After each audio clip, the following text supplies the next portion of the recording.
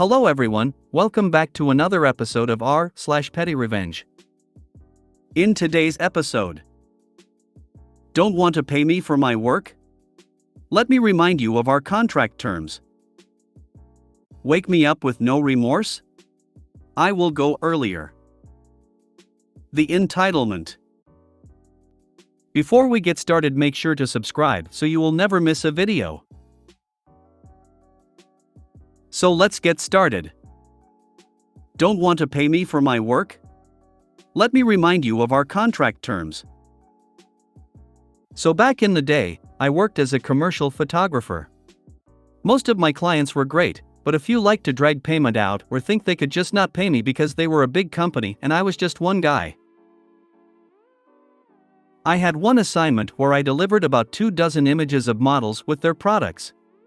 It was a pretty big deal for me. At every step of the way, they expressed their delight with all of the images I delivered. They'd paid me 1/3 up front, and after delivering the images, I billed them for the balance. And I waited and waited and waited. Nothing. Every time I called, I got some excuse until they just stopped answering my calls. Then it happened. They published the images and in ways that went beyond what our licensing agreement had covered. So not only had they not paid me for the usage we'd agreed to, they'd used the images in ways that went well beyond what we'd agreed to. They still weren't answering or returning my calls. Okay, they want to mess around, they're gonna find out. So one of the things in my standard licensing agreement is a condition that says licensing is contingent upon payment in full. So by not paying me, all of their usage is considered infringement, not just the usage outside of our agreement terms. One thing I did when setting up my business is establish a good relationship with a lawyer. It helps that my cousin is a lawyer with good friends. So I call my lawyer and detail everything that's gone down. He sends them a letter letting them know we intend to sue for infringement since the images were never licensed, and that the penalty is like $150,000 per image and block their use of the images altogether. I know they got the letter because they called me freaking out. Offering excuses, we were in the process of paying you. It's been 3 months past the due date. Accusing me of poisoning our working relationship. If you wanted a good relationship, you would have stuck by our original agreement and paid me. I ended the call by telling them they needed to deal with my lawyer. They must have consulted with their own lawyer, who evidently told them just how kid they'd be if they went to court over this. In the end, I settled for less than what I asked for in the initial demand, but it was far more than if they'd just paid me and negotiated for the additional usage. As an attorney, I love when new clients or existing clients come to me with issues like this. You hit the nail on the head. They think they will win cause of their size. One person with a legitimate gripe can really do damage in situations like these. That said, the vast majority of people don't follow up, go see a lawyer, or threaten litigation. They give up. Corporations know this, which is why they do it. They get away with it as many times as they can, then pay out the 1 or 2 times someone makes an issue. Cheaper for them in the long run. Paying a lawyer to help write out my standard contract has paid for itself many times over. I mean, that doesn't sound petty at all. Just abiding by the contractual terms everyone agreed to up front. I did this on a contract job. They owed me about $4,000 and stopped responding. They didn't anticipate that I knew what a mechanic's lien and that it applied to our situation. So I filed one and waited. About a year later, they tried to sell the project and found that they couldn't. I suddenly started getting calls back from them. They wanted to pay the $4,000 in full. I told them that with penalties and interest for a year, the figure was now $12,000. They cursed and cussed and hung up on me. Next day, a nice lawyer who didn't yell and scream and curse called me back. We settled on $8,000. With an additional $500 as an apology for how the big boss spoke to me the day before. I rode that justice high for weeks. HVAC company I work for got a call last year from a prior contractor we'd done work for.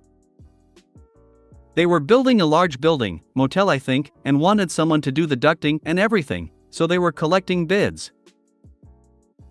Thing is, several years ago, 10 to 20, we'd done work for them, and had to take them to court to get paid. We won the case, and got our money. But then they're coming back to us for more work? Our boss told them $500 upfront and he'd come put in a bid. Normally we do bids for free, and payment would be due up front, not after we're done. Shocker, they didn't want to do that. Like, you guys didn't want to pay us last time. Normally, that means you weren't satisfied with our work. Why would you come back to us again? That only makes sense if you realize you were the problem. And if you realize that, you should be willing to bend over backwards to get back in the good graces of one of the best-known HVAC companies in the area. That's part of the problem. People let companies shit on them because they're conditioned to think they can't possibly win. Good for you. To me, contracts are a type of forced accountability.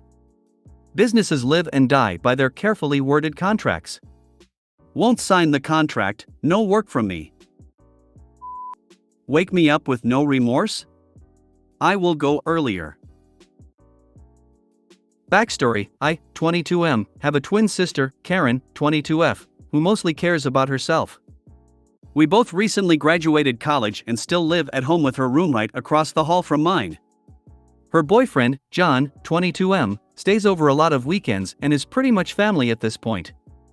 However, she treats him like shit and is constantly belittling him and yelling at him for stupid things.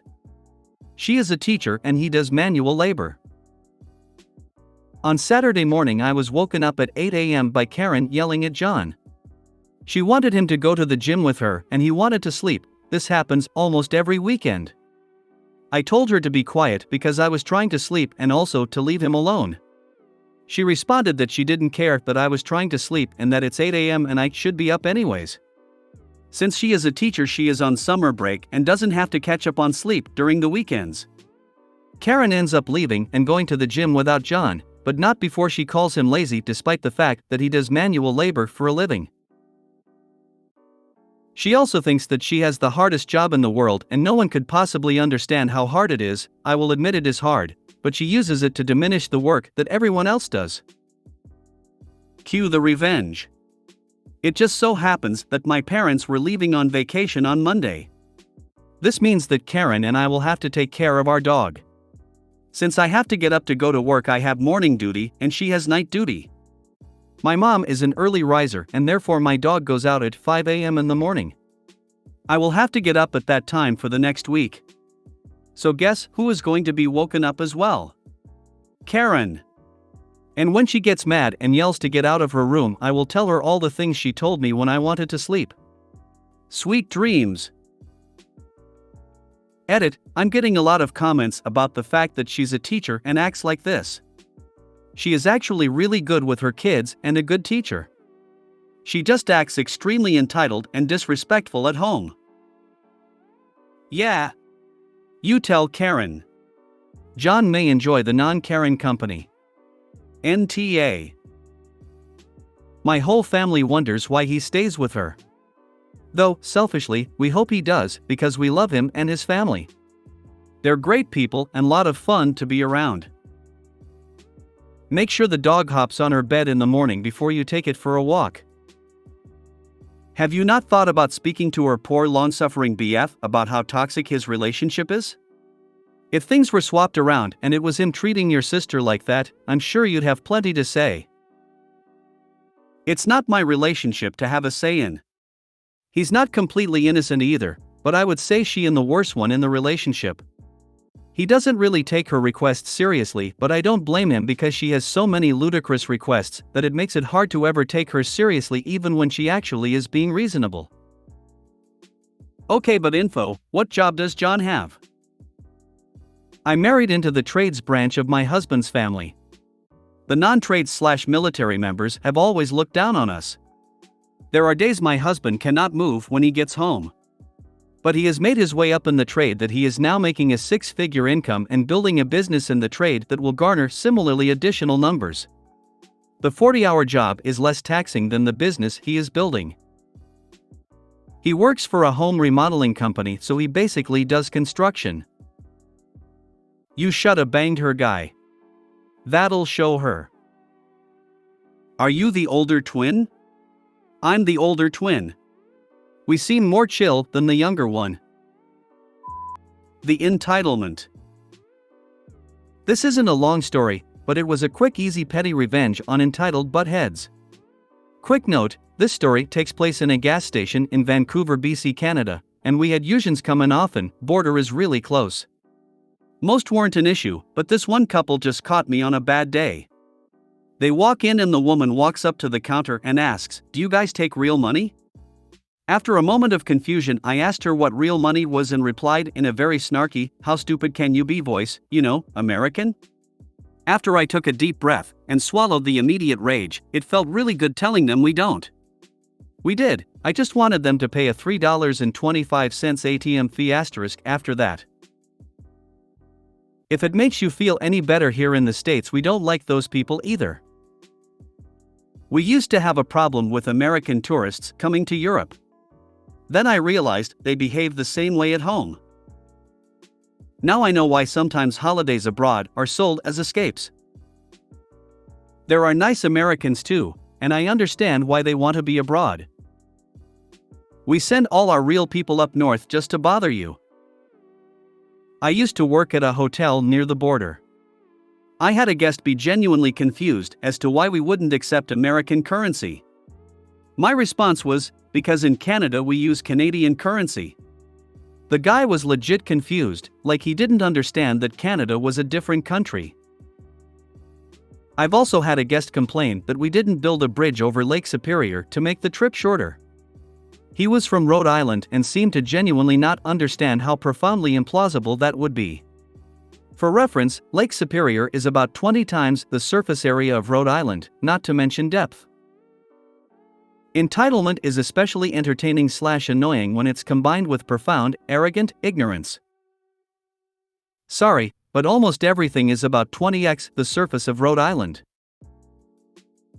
As a Usian also located near the Can/US border, I'd like to apologize for the entitled assholes. Question, though, why do we still keep getting your pennies when they've been removed from circulation? Makes it tempting to accept USD at par. They can pay the 30% stupid tax. Of course we accept real money. In fact, it is all we accept. Usian attempts to pay in USD. I just told you we only accepted real money. If you made it to the end of the video, thanks for watching.